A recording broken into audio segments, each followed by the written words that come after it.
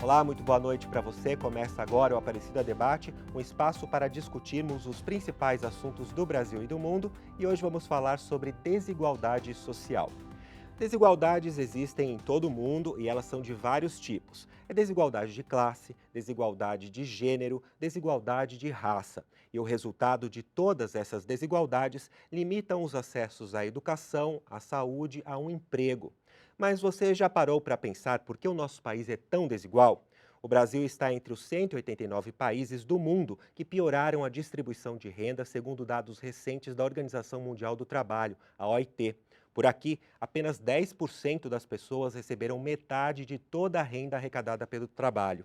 Só estamos melhores que a Nicarágua e o Haiti. Isso sem falar das mulheres que ganham 70% menos que os homens ou os negros que têm menos oportunidades de trabalho. Mas o que podemos fazer para tentar diminuir essas diferenças? Na prática, você acha que é obrigação só dos governos diminuir essas desigualdades sociais? É possível combater a desigualdade social a médio e longo prazos? Será que o Brasil estagnou quando se fala em progresso social? Como será que a gente consegue perceber as desigualdades sociais no nosso dia a dia? Para responder a essas e outras questões, aqui comigo está o Alan Araújo Freitas. Ele é doutor em Sociologia pela Universidade Federal do Rio de Janeiro, tem mestrado em Sociologia pela Universidade Federal de Minas Gerais, além de especialização nas áreas de estratificação social e desigualdades sociais. Atualmente, ele é professor do Instituto Federal de Minas Gerais.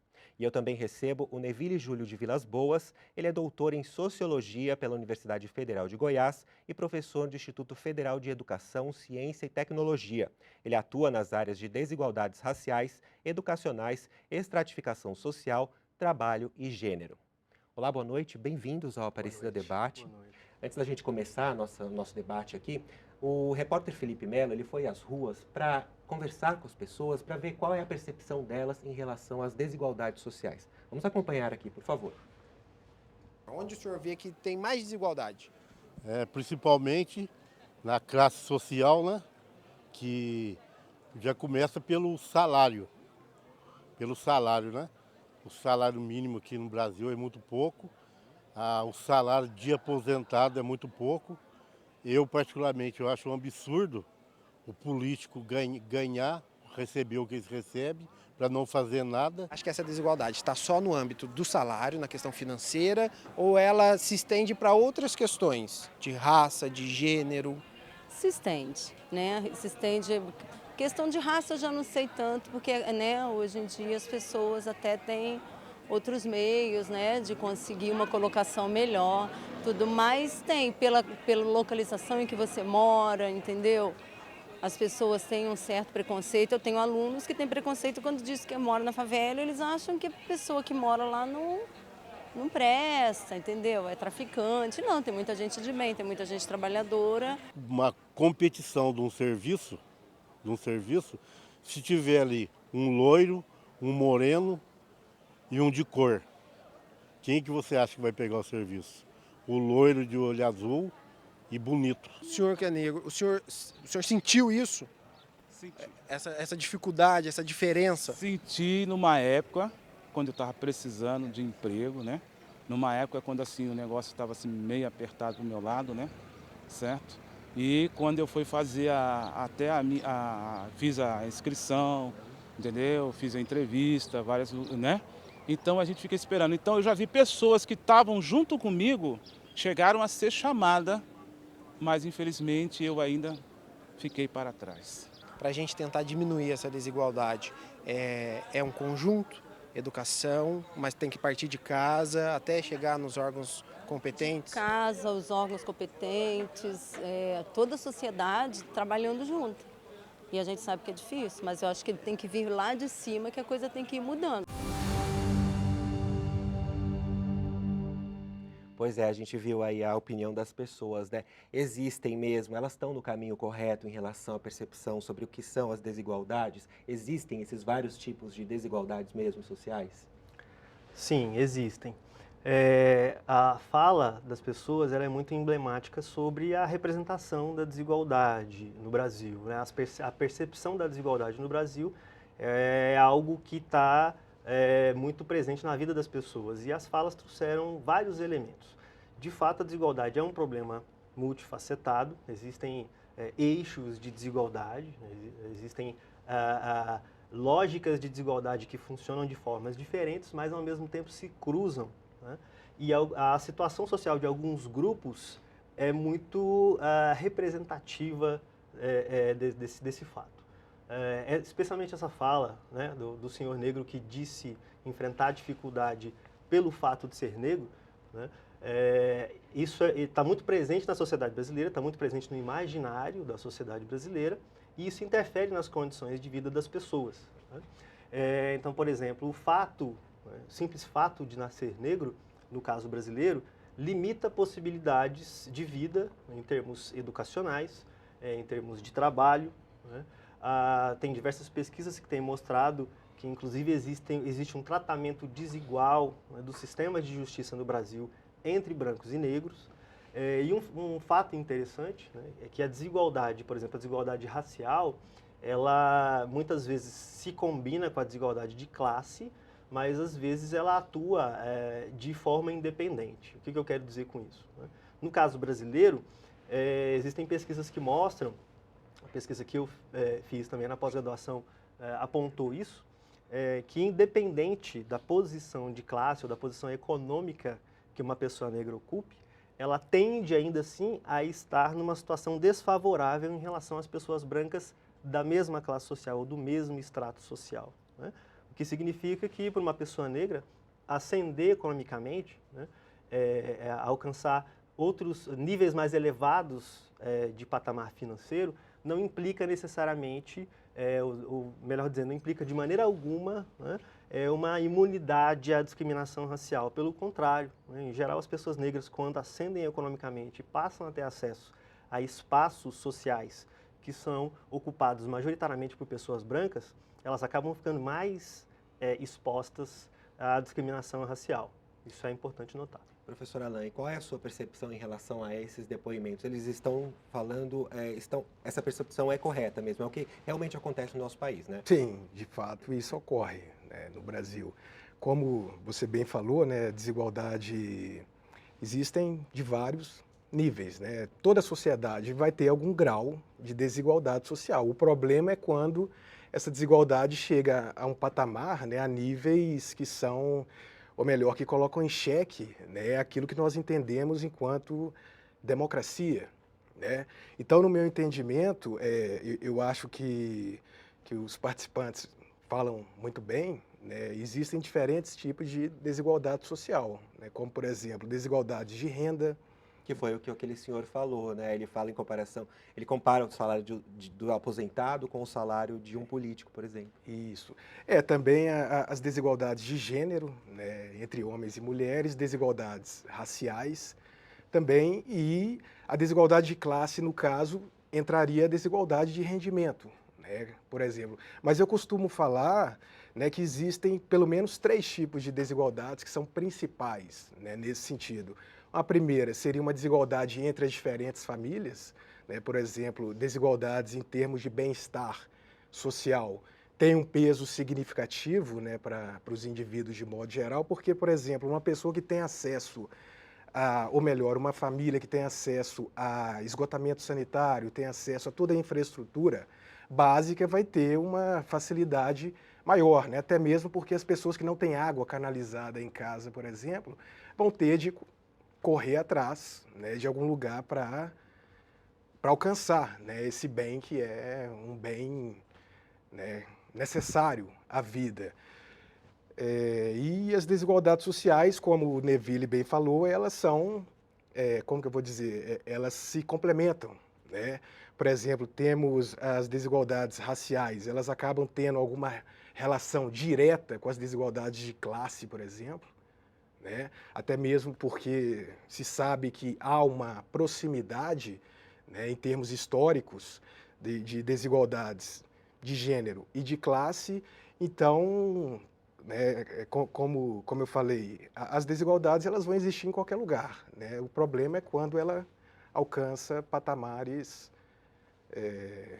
que são inaceitáveis, né, do ponto de vista da democracia. Mas, por exemplo, também, outra questão que é importante é a questão dos valores, né? Por exemplo, no século XIX, as pessoas viam as desigualdades étnico-raciais de uma maneira diferente, né? Era quase que algo naturalizado, né? Isso modificou à medida do século XX, mas obviamente que ainda não foi capaz de sanar, né, uma série de problemas que temos nesse sentido. Então eu acho que sim, eles, né, tocam nos pontos fundamentais, sem dúvida. Professor Nevilly, por que que o Brasil é tão desigual? Essa foi uma das questões que eu deixei no ar aqui no começo, né? Por que acontece isso? Bom, a desigualdade ela precisa ser entendida, em primeiro lugar, do ponto de vista histórico, né?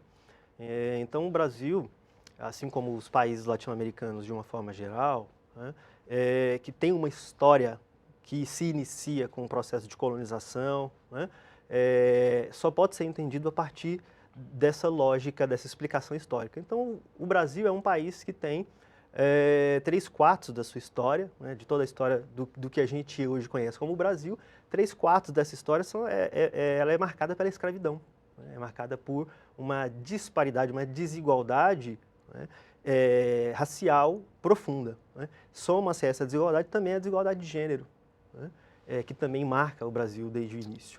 E aí, é claro, final do século XIX, começo do século XX, acontece um processo de, digamos assim, modernização das relações econômicas no Brasil, no sentido de assumir padrões capitalistas, e aí a desigualdade de classe passa também a fazer parte desse quadro. Mas é impossível entender a desigualdade no Brasil hoje sem pensar, né, ou sem levar em conta que o Brasil é um país historicamente desigual desde a sua fundação.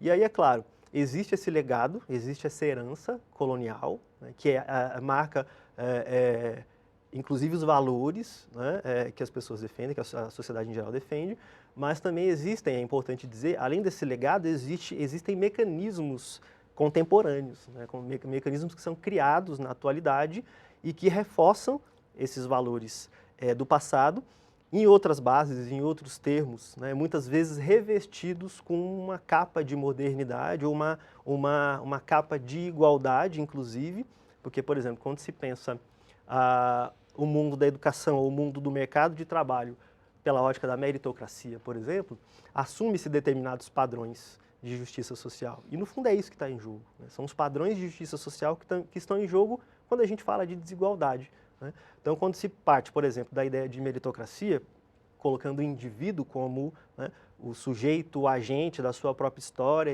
e o único capaz, de fato, de dar um rumo para a sua própria vida e definir, né, até onde se vai chegar ou o sucesso que se vai alcançar, ao fazer isso, admite-se certos padrões de justiça social, né, que naturalizam, por exemplo, desigualdades abissais entre grupos, sejam negros e brancos, sejam homens e mulheres, sejam ricos e pobres, né? Então você tem uma série de mecanismos atuais, na verdade, que colocam em jogo, colocam em curso uma série de mecanismos de discriminação racial, social, de gênero, né? Baseado em orientação sexual, né? Uma série de outras características que fazem com que as pessoas ocupem, não como indivíduos, mas sim como grupos, lugares sociais diferenciados na estrutura social. Muitas vezes a distância não é tão grande do ponto de vista material, né, mas às vezes há uma distância enorme do ponto de vista social, né, e aí é que, nesse jogo, é que a gente, de fato, só nas relações concretas é que a gente consegue definir, de fato, né, aonde a classe conta mais, aonde a questão étnico-racial conta mais, aonde a questão de gênero conta mais, né, mas nesse jogo é obviamente importante a gente entender que existe um legado da nossa história desigual e existem mecanismos que atualizam essa desigualdade em novos termos, em nova lógica. Queria que você complementasse, professor, quais são essas causas. Entre elas estão a política fiscal também desigual entre as classes, educação, renda, né? Eu queria que você complementasse, professor. Da forma que eu estava falando, fazendo uma complementação, tem essa desigualdade de tributos, por exemplo, né, na qual proporcionalmente ricos pagam impostos menos do que pessoas pobres, né? Então, talvez isso seja um mecanismo que contribua, né, para esse problema. Há também um outro fator que está relacionado ao mercado de trabalho, né, que seria condições de educação, de renda, né, condições ocupacionais, e também há uma terceira, né, um terceiro fator, né, que seriam essas desigualdades de gênero, de classe, né, e também raciais, né. Então, nesse sentido, as desigualdades elas tendem a se complementar, né, o que gera um mecanismo perverso, porque quando a gente está falando de desigualdade, a gente está falando de onde as pessoas partem e para onde elas vão, né? Então, nesse sentido, por exemplo, se você vem de uma família, né, mais abastada, né, com uma condição de vida melhor, há uma tendência de que você se sobressaia, né, em termos socioeconômicos, né, em termos de conquistas sociais, né, porque, em última análise, o que está em jogo é justamente essa condição de onde vem, né, e para onde vai. Tá? Então, isso aí é uma questão que permeia, né, uma série de fatores, né, como nós bem colocamos, como os fatores de renda, né, por exemplo, como também fatores educacionais, dentre outros fatores que acabam por se somar, né, e esses fatores somados é que geram essa desigualdade da maneira como nós a vemos, né, da maneira como nós a conhecemos. Então, eu acho que é um pouco difícil, né, de se falar, por exemplo, em termos de combate à desigualdade no sentido de você combatê-la, né, até mesmo porque, como eu estava tocando na questão valorativa, né, até que ponto a maior parte da população vê a desigualdade como algo problemático, né? Então, assim, eu acho que um problema maior seria o problema da naturalização dessas desigualdades. Já está presente na nossa vida Já e já está virou uma presente coisa banalizada, é isso? Isso, correto. Né? É uma coisa recorrente, né? Como Neville bem falou, é uma coisa histórica, não é uma coisa atual. Então, você quebrar esse ciclo não é uma coisa tão simples, né? Uma coisa fácil de se fazer. Justamente porque são várias questões que se complementam e que geram resultados diferentes, né, por parte dos indivíduos. Eu tenho até um dado aqui que eu queria colocar para a gente discutir, que estudos da Fundação Getúlio Vargas mostram que a pobreza e a desigualdade aumentaram nos últimos 4 anos no Brasil. Queria saber se a tendência é piorar, a que se atribui isso? Os estudos recentes, de fato, têm apontado uma inflexão no sentido negativo em relação ao processo que a gente vinha verificando no início do século XXI. Né? Então, durante 10, 12 anos, a gente teve um processo de redução da pobreza muito significativo. Né? É claro que a distância social entre os ricos e os pobres não diminuiu muito, porque, de fato, algumas políticas conseguiram combater a pobreza de maneira a elevar a renda da população como um todo, mas elevando a renda da população como um todo, os mais ricos também tiveram a sua renda elevada. Então, em termos de distância, pensando aí numa pirâmide social, na ideia da pirâmide social, não diminuiu muito. Mas a gente teve sim uma elevação da qualidade de vida durante 10 ou 12 anos desse começo do século XXI. Mas é claro que uma série de fatores políticos e econômicos, nos últimos 5 anos, pelo menos, vem fazendo com que essa tendência demonstre um caminho de reversão, uma reversão no sentido de um aumento das desigualdades.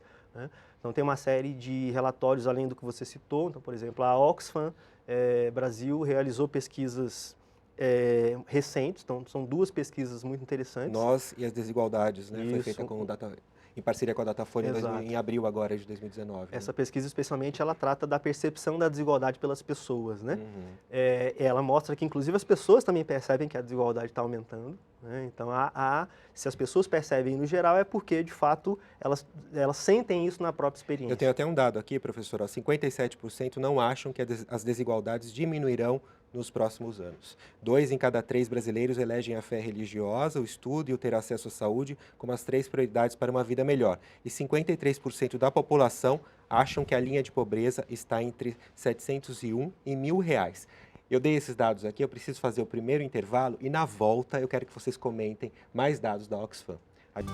Estamos de volta com o Aparecido Debate. Hoje estamos falando sobre as desigualdades sociais. Aqui comigo está o Alan Araújo Freitas. Ele é doutor em Sociologia pela Universidade Federal do Rio de Janeiro, tem mestrado em Sociologia pela Universidade Federal de Minas Gerais, além de especialização nas áreas de estratificação social e desigualdades sociais. Atualmente ele é professor do Instituto Federal de Minas Gerais. E eu também converso com o Neville Júlio de Vilas Boas. Ele é doutor em Sociologia pela Universidade Federal de Goiás e professor do Instituto Federal de Educação, Ciência e Tecnologia. Ele atua nas áreas de desigualdades raciais, educacionais, estratificação social, trabalho e gênero.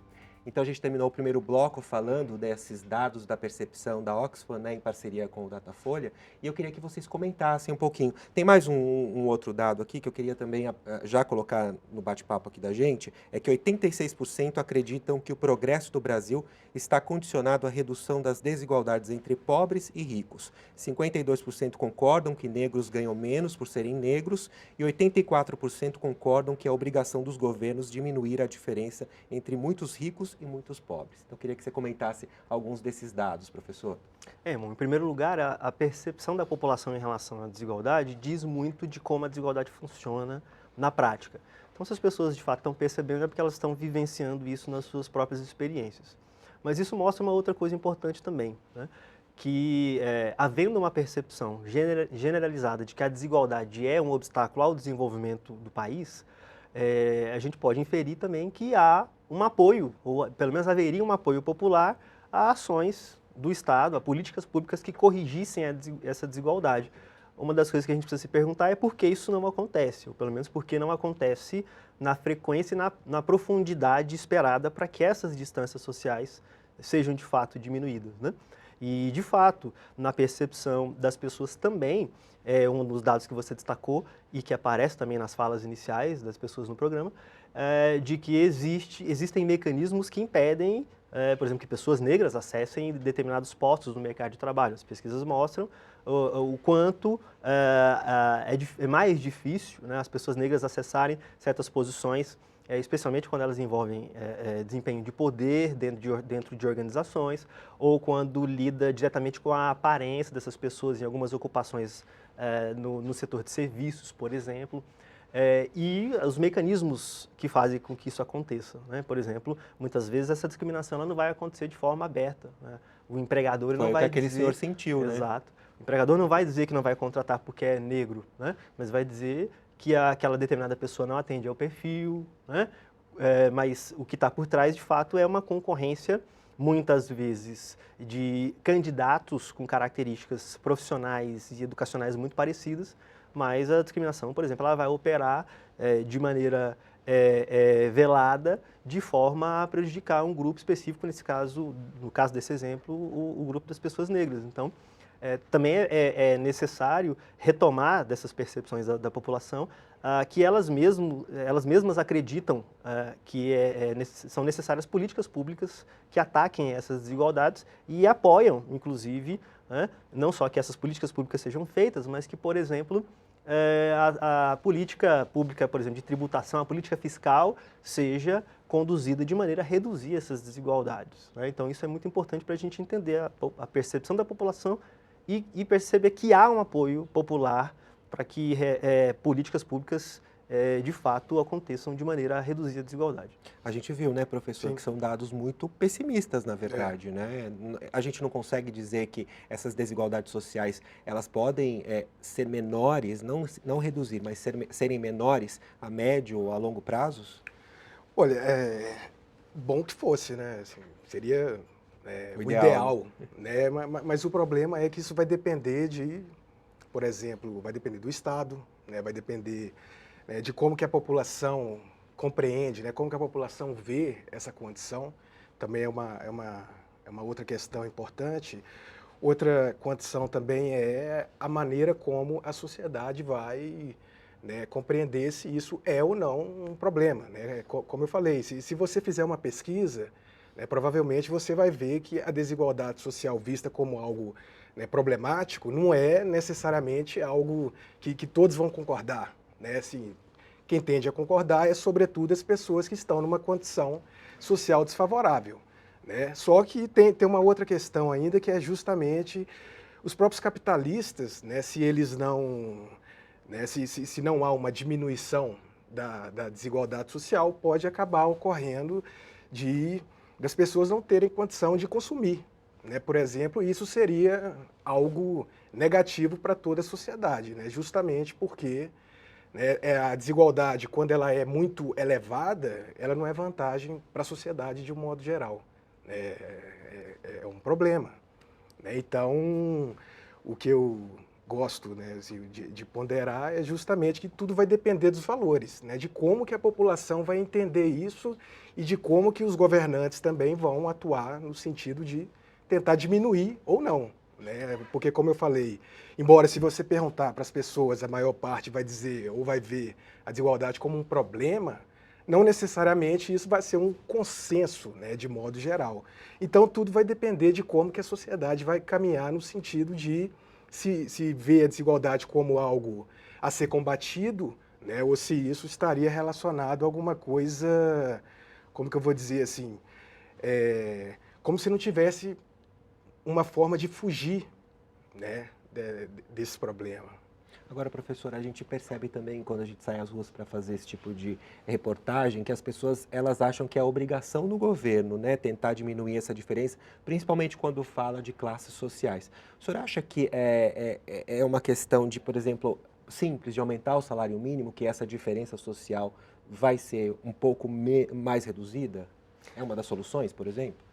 Bom, obviamente aumentar o poder aquisitivo do salário mínimo, aumentar o valor real do salário mínimo é uma das políticas em termos de renda absolutamente necessárias, mas isso está longe de ser suficiente para que a desigualdade experimente uma redução, né? É claro que o Estado ele tem um papel fundamental, porque os estudos mais recentes sobre desigualdade têm colocado foco também na riqueza, para entender como a riqueza é construída, quais são os fatores que determinam a riqueza. E dentro desses fatores principais, os estudos recentes têm apontado que políticas públicas muitas vezes colaboram para beneficiar determinados grupos, em geral os grupos que já fazem parte da elite econômica e política nacional, né? Então, é claro, um pouco da percepção da população, né, é de que o Estado não só tem o papel de corrigir, como ele também é o agente, muitas vezes, dessa desigualdade, né? Quando o Estado, por exemplo, favorece com equipamentos públicos certas regiões da cidade que já são socialmente valorizadas ou economicamente valorizadas. Então, é claro que o cidadão ele tende a atribuir ao Estado, né, tanto esse papel de um dos produtores da desigualdade, quanto também o papel fundamental de corrigir essas desigualdades. Mas é claro que também não é uma tarefa só do Estado, tá? A desigualdade, como eu falei, ela acontece por diversos mecanismos cotidianos que estão absolutamente naturalizados na cultura brasileira em função da nossa história, né? E esses mecanismos eles se renovam. Então é claro que é fundamental que cada um de nós, enquanto indivíduos, mas principalmente enquanto grupo, questione os nossos parâmetros de justiça social, já que a desigualdade ela se dá em termos de parâmetros de justiça. Então é importante que, primeiro, cada cidadão faça a sua parte, no sentido de exercer o controle social, né, não só sobre os representantes que elegeu, mas sobre toda a forma de distribuição de poder, inclusive no cotidiano, né?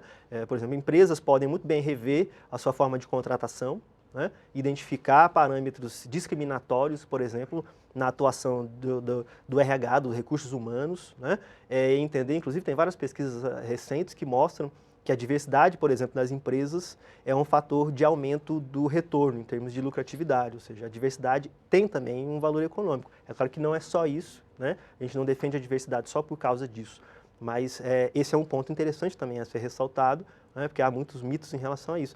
Por outro lado, além, né, desse papel no cotidiano, nós também precisamos nos questionar o nosso papel na sociedade, na nossa família, no nosso local de trabalho, na escola, né, onde nós estudamos, onde nós ensinamos, nos locais onde nós desenvolvemos as nossas relações cotidianas, a desigualdade muitas vezes está colocada. E o que nós, como cidadãos, fazemos para atacar isso? Então, o primeiro passo é começar a questionar, né, nos lugares onde eu convivo, nas relações onde eu alcanço, né, os parâmetros de justiça que estão colocados no sentido de aprimorá-los, né, de combater a desigualdade. Mas, obviamente, o Estado também tem o seu papel e precisa, em primeiro lugar, né, refrear as políticas públicas que geram desigualdade, que aumentam a distância social entre as pessoas, né, e, em segundo lugar, trabalhar, implementar políticas, né, que de fato diminuam essa distância, começando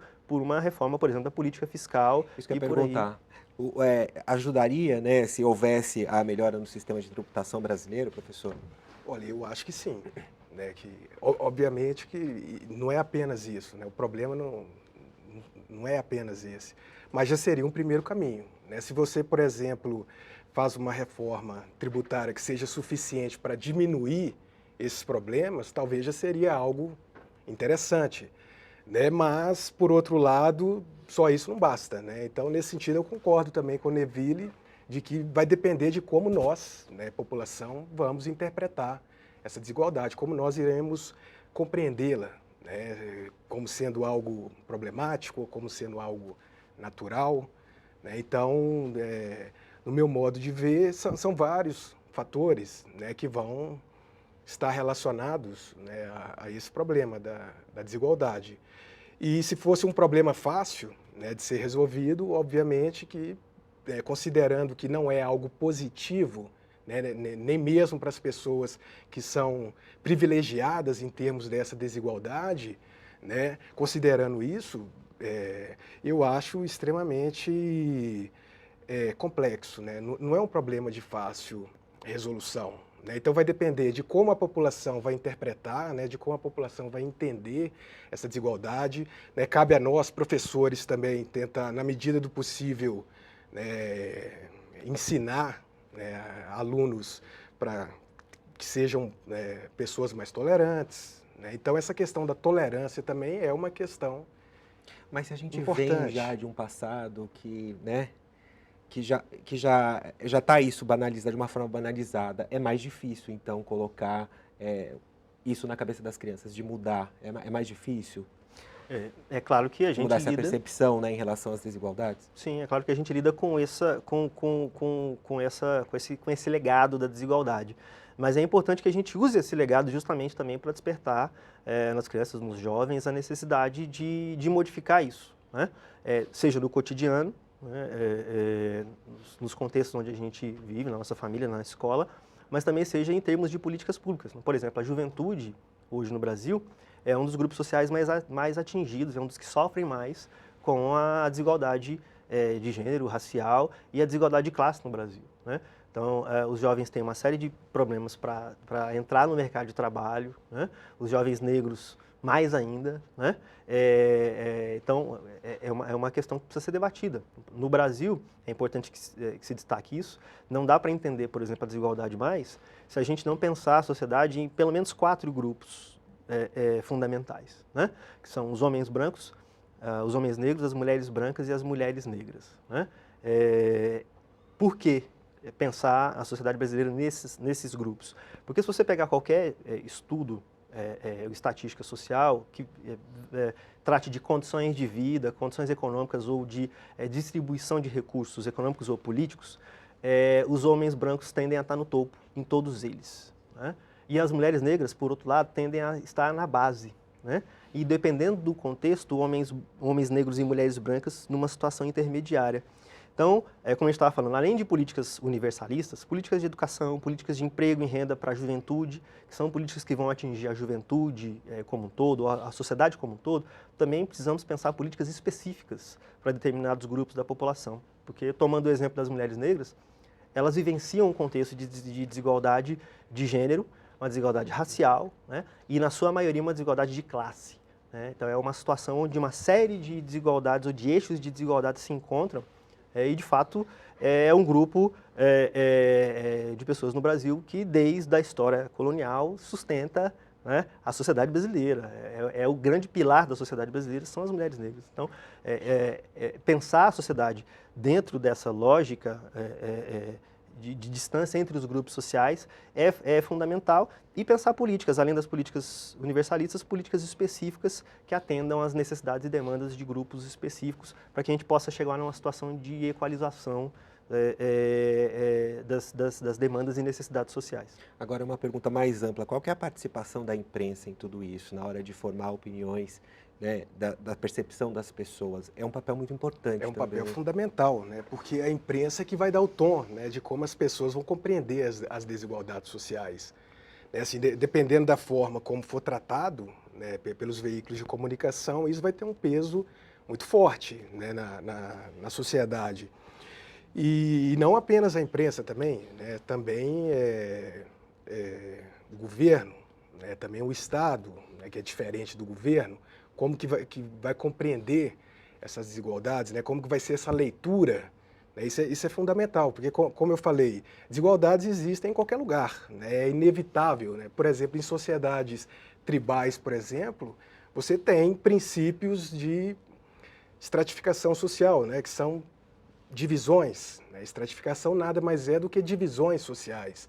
Então, considerando isso, você acabar com a desigualdade de uma maneira geral é praticamente impossível. Agora, diminuí-las, isso é perfeitamente possível, né? E nesse sentido a imprensa tem um papel fundamental, né? Que é justamente discutir, né? E falar sobre aquilo, né? E compreender as desigualdades como algo problemático, né? Sobretudo.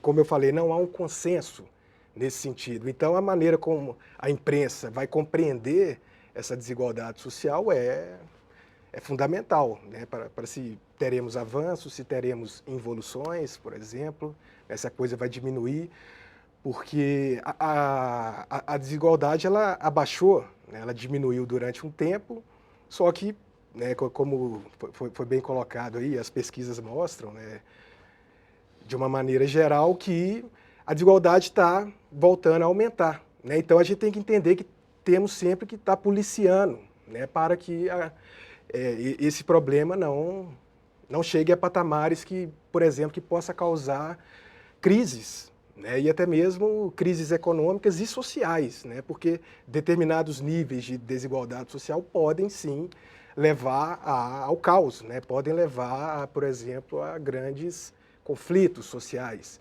né, e isso coloca em xeque a harmonia, né, e a confiança que temos uns nos outros, né? Então, se não houver esse diálogo, né, se ele não for claro e no lugar dele ser algo não consensual, né, deveria ser uma coisa no sentido de você diminuir a desigualdade, né? Na minha visão, deve ser visto como um problema, né, embora nem todos. E para você, professor, qual é a sua percepção em relação à imprensa, ao nosso papel? Eu acho que o papel de uma imprensa livre numa sociedade democrática é, antes de qualquer coisa, ser, assim como a população como um todo também precisa ser, um grande fiscal, né, do poder estabelecido, né? Então, acho que esse é um dos primeiros papéis. Não apenas ser uma ponte, né, entre a sociedade e aquilo que acontece entre a população, entre o cidadão comum e aquilo que acontece na sociedade, mas também fazer esse papel de compreender, né, e também interpelar, e também fiscalizar o funcionamento da estrutura do Estado a partir da ação do governo. E, além disso, né, dar visibilidade para as questões que são socialmente fundamentais, né? Eu vejo a desigualdade como a principal questão que a gente tem a atacar no Brasil, né? Então, ter espaço na imprensa para falar sobre isso, né, para a gente discutir, para ouvir a percepção dos cidadãos sobre essa questão, é um primeiro passo e um passo muito importante para que a gente consiga construir uma consciência social, uma consciência coletiva, não só sobre os problemas e como eles foram construídos historicamente, mas também sobre possíveis saídas, né, possíveis soluções. Então, o papel da imprensa é fundamental nesse processo, né, de comunicação e de estabelecimento de uma consciência ampla e de definição de parâmetros de saída para esses problemas em direção de um parâmetro de justiça que seja representativo de uma sociedade verdadeiramente democrática. Infelizmente, nosso tempo está chegando ao fim, mas eu quero muito agradecer vocês. Acho que foi um debate esclarecedor. Então, eu quero agradecer ao Alan Araújo Freitas. Ele é doutor em Sociologia pela Universidade Federal do Rio de Janeiro, tem mestrado em Sociologia pela Universidade Federal de Minas Gerais, além de especialização nas áreas de estratificação social e desigualdades sociais. Atualmente, ele é professor do Instituto Federal de Minas Gerais. Meu muito obrigado também ao Neville Júlio de Vilas Boas. Ele é doutor em Sociologia pela Universidade Federal de Goiás e professor do Instituto Federal de Educação, Ciência e Tecnologia. Ele atua nas áreas de desigualdades raciais, educacionais, estratificação social, trabalho e gênero. E você, qual tema você quer ver aqui no nosso programa? Mande sua sugestão, crítica ou elogio para a gente. Anote aí o nosso WhatsApp, 12 99750 3600. O Aparecida Debate de hoje fica por aqui. Uma boa noite para você e até a semana que vem. Tchau!